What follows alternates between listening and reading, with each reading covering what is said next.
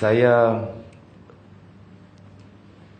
satu ketika saya balik daripada syuting pukul 2 pagi. Saya ada anak. Anak saya ketika itu yang sulung berusia 8 tahun. Yang nombor 2 berusia lebih kurang 6 tahun. Yang ketiga berusia 5 tahun. Balik syuting keluar syuting pagi, balik syuting pukul 2 pagi. Anak-anak saya tak tidur lagi. Mereka tak tidur lagi. Mereka duk tengok TV, cerita kartun. Lari TV 24 jam. Kan? Kartun duk buat je, dia tengok kartun sampai pukul 2 pagi. Saya kata, ya Allah. Tak apalah, anak-anak. Kan? Kita pun balik. Anak-anak sambut kita dalam keadaan ceria, seronok. Satu hari syuting tadi, hilang rasa penat. Sebabkan anak-anak bagi semangat, bagi tenaga. Kita bermain dengan anak-anak kita sementara kita nak mandi, nak apa, kita main. Layan anak-anak sampai anak saya tertidur di depan TV. Bila dia lena depan TV, boleh cakap Kedah, ada orang Kedah ni. Lena depan TV. Tiba-tiba bila saya lihat wajah anak saya satu persatu. Anak saya yang pertama, anak saya yang kedua dan yang ketiga. Satu persatu saya lihat. Tiba-tiba air mata dia keluar. Air mata saya ni keluar tanpa saya rasa sedu, tanpa fikir apa masalah ni. Tiba-tiba keluar air mata saya. Keluar tak henti-henti keluar. Tengok hak nombor keluar 2 pun dia keluar lagi. Air mata ni keluar macam saya ni kehilangan satu benda, kehilangan seorang yang saya sayang. Ibarat macam tu. Dia menangis. Tengok hak nombor 3 pun nangis lagi. Saya menangis. Saya kata, apa hal ni, awak lagu ni sakit mata ke? Kan? Pasal apa? Menangis. Saya duduk menangis. Dekat setengah jam. Saya tengok anak-anak saya duduk menangis.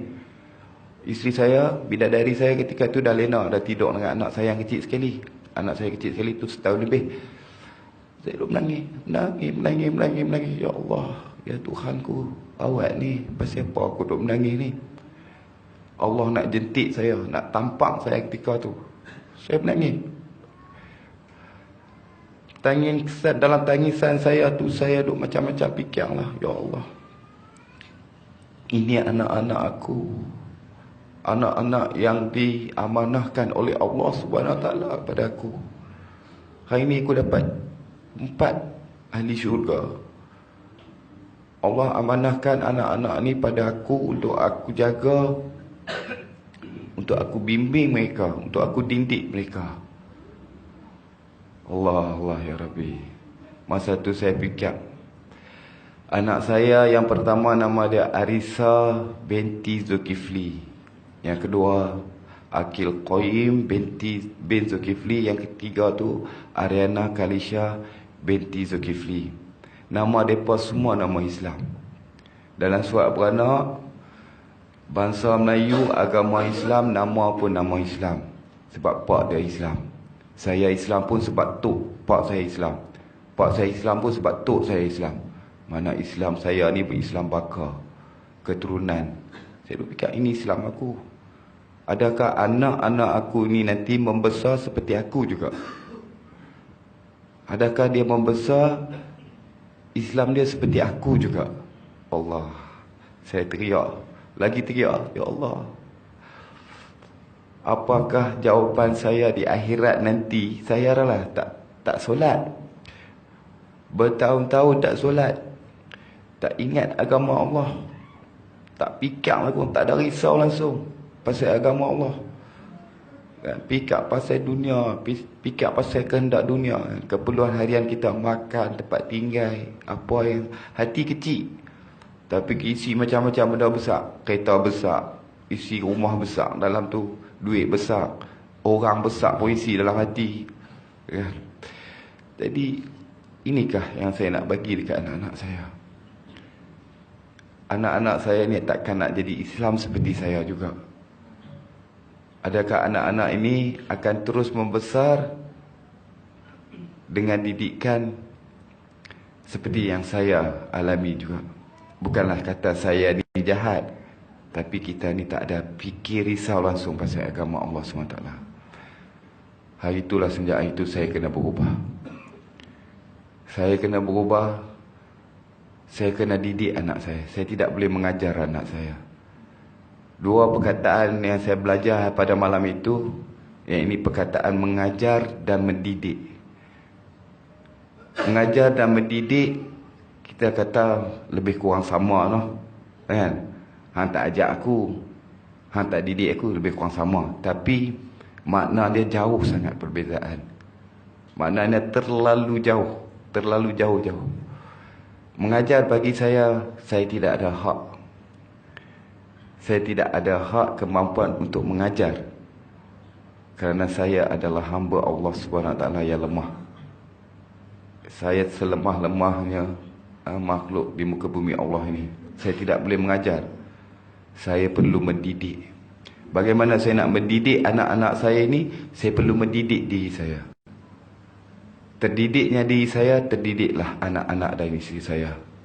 Inilah saya belajar mula ni. Saya sentiasa mendidik diri saya.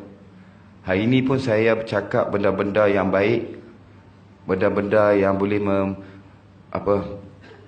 fikir risau tentang agama Allah SWT adalah mendidik saya. Saya berkongsi dengan tuan-tuan untuk mendidik diri saya. Kerana bila saya mendidik diri saya dapat mendidik orang-orang di sekeliling saya. Saya tak perlu mengajar. Saya berubah baru lagi. Berubah pakaian, baju-baju lama semua saya dah bagi kat orang, kan? Seluar jin saya dah bagi kat tuan-tuan dia dah. Mana saya jumpa jin-jin semua saya bagi balik kat mereka. Nah, hampa ambil seluar hampa ni dulu aku pakai, kan? Ada gantung kat rumah tu baju papaya ada lagi. Kok jadi apa-apa boleh pakai, kan? Tapi makhluk tak ada kuasa. Itu nak kata, makhluk tak ada kuasa. Allah SWT yang berkuasa, kan? Kita ni tak ada kuasa, tak ada apa langsung. Pengalaman saya, Allah bagi nikmat Allah bagi pada saya bila saya berubah. Saya berubah pada bulan 4 tahun ni. Bulan 4 saya dijentik oleh Allah SWT malam tu. Saya terus berubah. Saya berubah. Habis ya syuting tu, saya tak, lepas ni saya nak kena cuti lama. Saya tak boleh berhenti. Saya kena cuti. Kalau saya berhenti, saya tinggal kawan-kawan saya yang lama tu. Kalau saya didik diri saya dah boleh kata okey lah, kan? Boleh dapat didik orang. Saya kena pergi jumpa balik kawan-kawan saya, supaya kawan-kawan saya terdidik, kan, dengan apa yang saya bawa. Daripada bulan 4 tu, satu-satu perkara, satu persatu nikmat Allah SWT bagi pada saya. Allah, Allah, Allah, Allah, Rabbi. Memang benar. Allah tu Maha berkuasa, Maha pengasih, Maha penyayang, Maha pengampun, Maha pencipta, Maha segala-galanya, Maha berkuasa. Dulu pendapatan saya sebulan 10 ke 20 ribu ketika saya berada di dalam dunia seni. Saya buat show, menyanyi. Tuan-tuan tak pernah tengok saya menyanyi, Kalau saya menyanyi ni, ramai lagi kot ramai.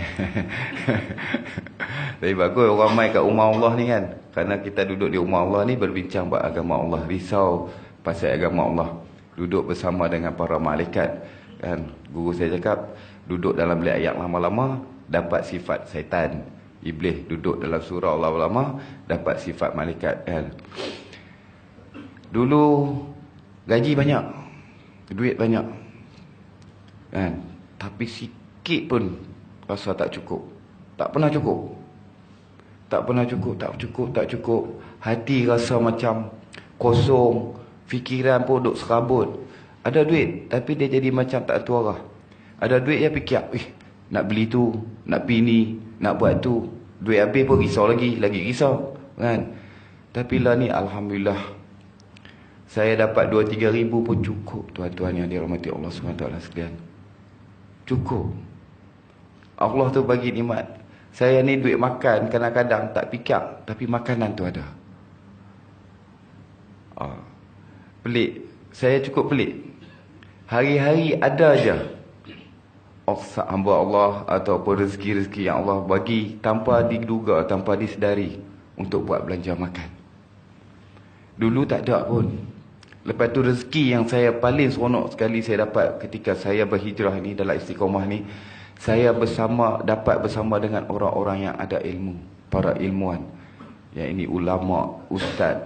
Dulu ketika saya duduk dalam dunia seni, payah saya nak dapat bersama dengan dia orang. Takkanlah duduk dalam dunia kita, kita nak jumpa ustaz pun payah, kita nak jumpa ulama pun payah, tak jumpa guru payah. Tapi bila berubah lagu ni, kita tak cari mereka cari kita. Ibarat macam itulah. Saya pergi sana, pergi Kedah kadang-kadang jumpa ulama ni, jumpa guru-guru ni. Pergi Kelantan baru ni jumpa lagi. Dia macam Allah tu bagi jalan kita senang untuk kita mendidik diri. Saya jumpa satu guru di Kedah baru ni, yakni Al-Fadil Maulana Abdul Ghani. Dia pesan saya satu, Zul, selagi kita berada di jalan Allah, selagi itulah Allah akan iringi kita dengan orang-orang yang beriman dan soleh. Selagi mana kita berada di jalan Allah SWT lagi. Kalau kita duduk luar daripada jalan itu, Allah akan jauhkan kita dengan mereka ni. Benar, memang betul. Saya duduk dalam ni, ya Allah. Tadi saya nak main tadi pun menitik air mata saya dah kata, ya Allah, hari ni aku pergi Jabatan Kerja Raya. Ingat bukan nak pergi ambil apa projek kelas F ke apa kan kat sini kan. Kau nak jumpa bos ke apa, tak ada. Hari ni saya main hari ni kan, nak berkongsi fikir risau tentang agama Allah SWT. Ya Allah. Kan, dalam setiap masa Allah permudahkan untuk saya bercakap mengenai kebaikan agama Allah SWT.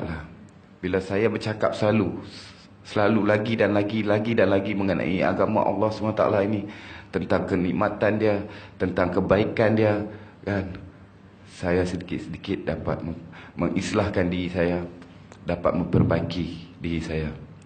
Inilah satu perkara yang saya rasa nikmat dia tak boleh beli dengan berjuta-juta wang ringgit pun. Tak boleh dapat. Saya hari ini bersyukur kehadirat Allah SWT. Orang tak nampak dah saya kabir hero, kabir zero. Orang dah tak nampak saya pepaya. Kan? Baru-baru ni saya naik motor. Saya pakai jubah. Saya pakai serban. Dulu saya naik motor, saya ada motor kat rumah tu. Saya naik motor mak rempit lalu tepi saya. Kadang-kadang saya nak terajang motor mak rempit ni. Dia akan jerit kat saya, "Papaya." Ya Allah, sakit hati tu. Had pagi kita tu umur baru 15 tahun. Pangkat anak kita. Tapi nak kata apa, kita senyum lah. Kan? Memang kita buat kerja tu berkesan apa yang kita buat. Tapi baru-baru ni mak rempit lalu tepi saya, "Assalamualaikum bang." Masya Allah, ya Allah, ya Tuhan. Mak rempit mendoakan kepada saya, mendoakan kesejahteraan untuk saya. Jadi Allah bagi satu beza untuk saya bila saya berubah. Kan? Bila kita didik diri kita di jalan Allah, Allah didik kita, Allah pelihara kita. Benar. Kalau kita pelihara agama Allah SWT, Allah pelihara kita. Ini yang saya alami, tuan-tuan yang dirahmati Allah sekalian.